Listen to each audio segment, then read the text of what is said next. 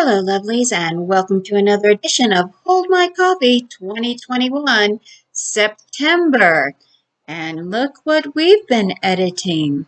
Yep, I got the letter back from the copy back from my editors for the Wild Anemone, and we've been going through it, and hopefully we are looking at a November release. So yay! I also signed for the Halloween anthology. Daisy the Werecow #2 is going to be in the next Editingle Halloween anthology, and it's going to be called A Wolf, a Witch, and a Werecow. And that's part 2 of Daisy the Werecow. Plus we have the Christmas anthology coming up, which I read a little bit to you on the last video. So if you would be kind enough to check that out, I think you might find it entertaining. For August, I did manage to double the August 80K editing challenge. I got 158,000 words ground out, plus the 15,000 I wrote for the Christmas anthology. So that's been busy. For September, I will be finishing editing on Ghost with Hope for the December release, working with my editors at Editingle to get the Wild Anemone polished up and ready to go.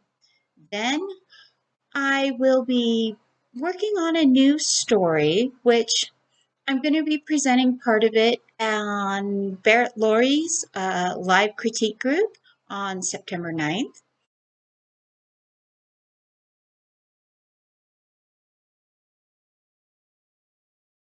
So I'm going to read you just a little bit of the Spartan Chimera, which is kind of my little tiptoe into historical or mythology fiction and werewolves.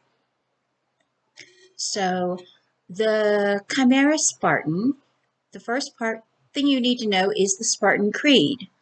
Spartans don't fight, Spartans kill. Blood is water, honor is breath, courage is food. Scars are the proof of a purposed life. Doubt opens the door for dishonor. Hesitation is the acceptance of death. Fortune favors the bold, fate favors the honorable. Surrender only comes after the last beat of a warrior's heart. So that is the Spartan Creed that our Spartan Chimera, Pelekia, is going to be growing up with. The blurb that I wrote was, the Spartan warrioress Pelekia was meant to have a twin, Castora, a sister who died in their mother's womb as New Troy fell, a sibling whose hand Pelekia held when they were cut from Protectress Artemia's lifeless body. A soul Pelekia carries within her. Two souls, two wolves, a warrior and a healer, sharing one body. Pelekia is a chimera, and the fates are unsure what to do with her in the turbulent times of the Greek city-states. If the Olympian gods are unhappy with how the games turn out, history repeats itself again and again. But instead of two pieces this time around, Zia now exists as one, pulled toward two destinies, while the gods of the north and the far east turn their eyes to the great southwestern game.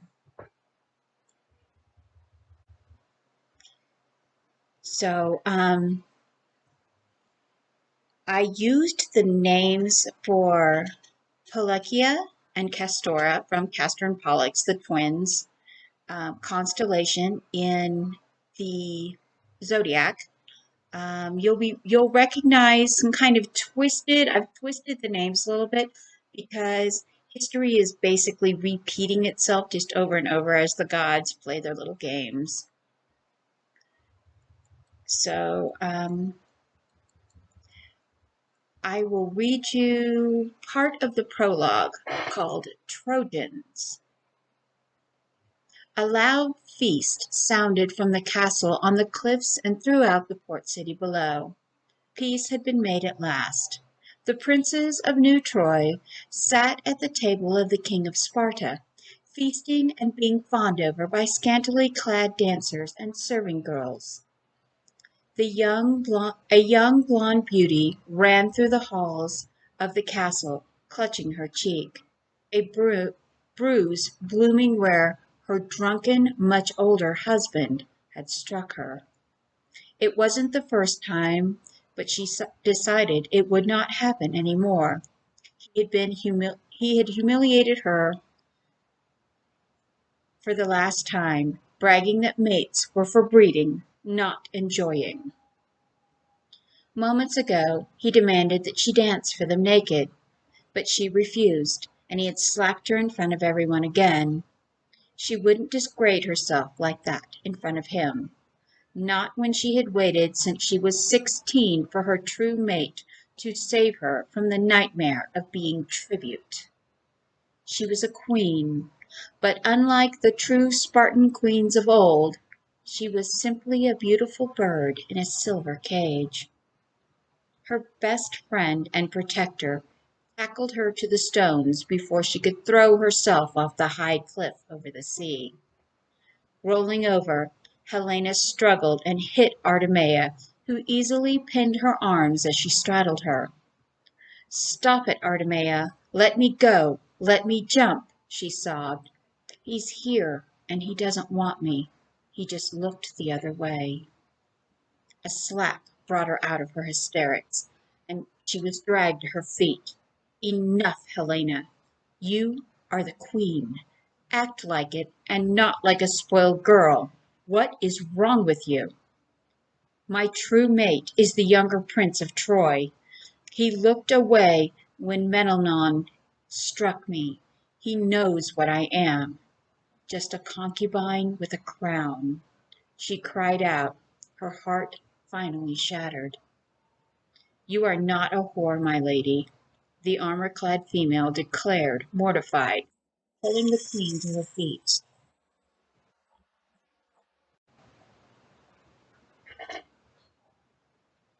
"No, I would not insult whores by comparing myself to them. They are females of trade who are paid for the labor of their flesh. I would not insult their hard work by comparing my pathetic existence to their sacrifices," the queen ranted. "You are a protector. You are everything a Spartan female should be. You don't understand. I am supposed to be a Spartan queen, but I am a slave in my own kingdom." The shorter blonde sobbed in the taller brunette's arms, a warrior shushing and murmuring comforting words to a distraught royal who spoke the truth. The queen was nothing more than a slave in her own city. The Trojan princes wandered through the city all morning. They laughed as they walked into a tavern, not noticing the hooded figure who followed. They sat at one table with an archer, while the soldiers sat at another. Only he noticed the tall female who entered and sat watching the princes from under her hood. She watched the princes send female after female away without any affection or attention. It intrigued her that two royal princes would not indulge themselves in the wanton manner of the king of Sparta. Memnon had disgraced them, since his brother Agamemnon had become king of all Mysia. She rose and left, going back onto the street. A hand seized her arm and pulled her into an alley, but he found himself thrown into a wall across the way and immediately struck back. The female gave no ground as they struggled, almost equally matched. Both were on the ground as she straddled him with her sword through his throat. "What do you want of me, Trojan?" she snarled. "What do you want of my princes, Spartan?" he growled back. "Did Memnon send an assassin to break the peace?" Only his brother would be so bold. "I wanted to see if your princes are the kind of males who would rescue one enslaved, the kind to love one who is tainted by humiliation and broken by suffering," she declared.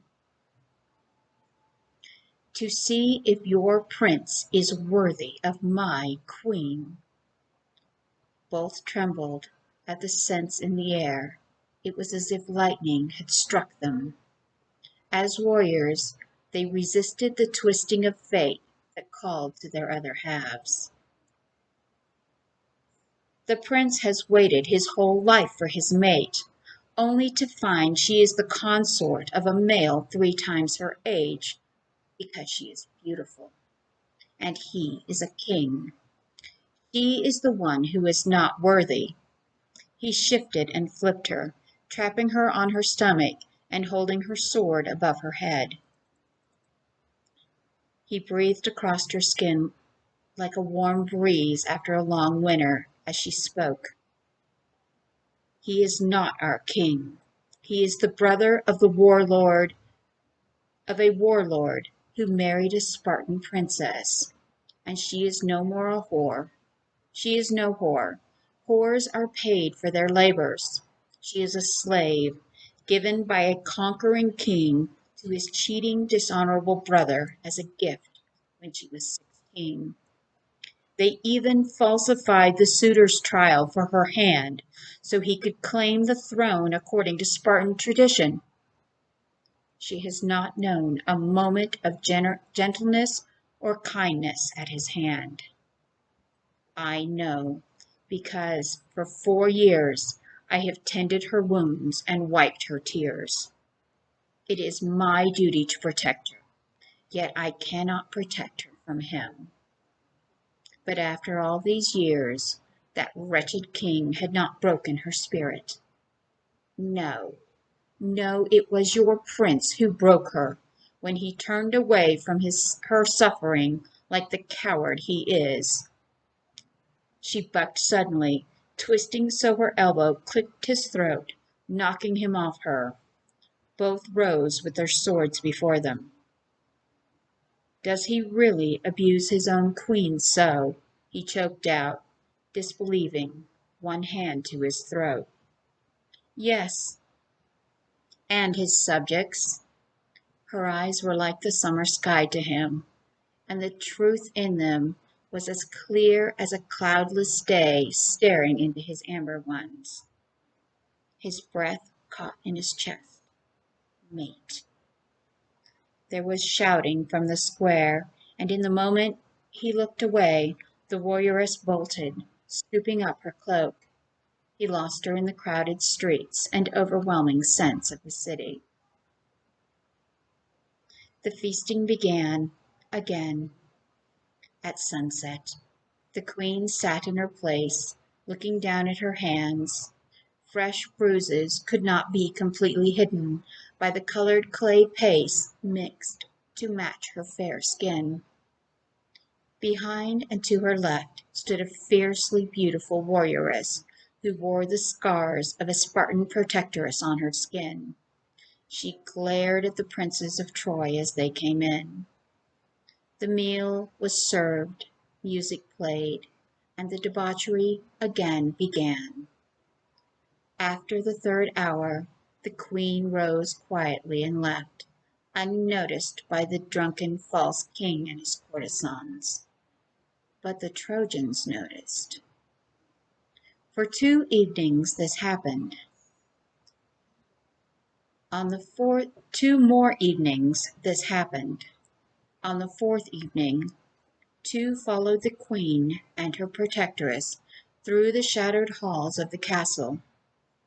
The protectress opened the door for the queen and waited outside. A prince closed the door behind him, while the 2 warriors waited in the hall. Neither spoke. 2 hours before dawn, the prince emerged, and the warriors entered. But before the door closed, she heard the prince say, "We have to save her. Prepare the ships. We sail for Troy, and we are taking the Queen of Sparta with us." By afternoon, the queen and the warrioress were on a ship headed across the turquoise sea under a pale sapphire sky. The queen's protectress stood on the stern, staring back at the land of her birth, the kingdom she was betraying. Fingertips traced the scars on her back as her hair danced forward around her face. Her skin tingled, but she did not move, even as calloused hands gripped her shoulder lightly while he smelled her hair. "Who did this to you?" he growled. She sighed. He was not a Spartan. He would not understand. "Every scar I carry is a mark of honor. I earned them through the trials and in battle. Scars are the proof of a purposed life." She turned in his arms to look up at him. "I am Artemisia of Sparta." His fingers traced the scar across her temple. She noticed he was just as scarred as she was. His lips quirked in a smile. "My father says something similar. Scars are the trophies of an honorable warrior. I am Darius, son of Lycaon." She raised an eyebrow. "Lycaon? King of the wolves? Lycaon of Roma? I mated to the runaway royal prince?" She sounded amused. He rubbed the back of his neck sheepishly. "No, not runaway, just adventurous." "Royal life wasn't adventurous enough?" "Royal life is about duty and intrigue, a family I despise, and political engagements to she-wolves that I couldn't stand for alliances that would fail anyway. I am a wolf, an archer, and a warrior, not a politician or prince. Besides, court life was missing one very important thing." He said the last part as a whisper before his lips touched hers. "It was missing my mate."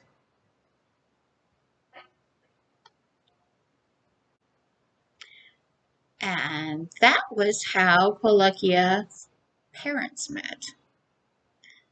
Thank you for listening. And if you want to hear more of the story, I will be reading the next part on Barrett Laurie's critique group live stream coming up on September 9th. Thank you. And remember, when things get you down, say, "Hold my coffee, 2021. I've got things to do." Be blessed and have a lovely month.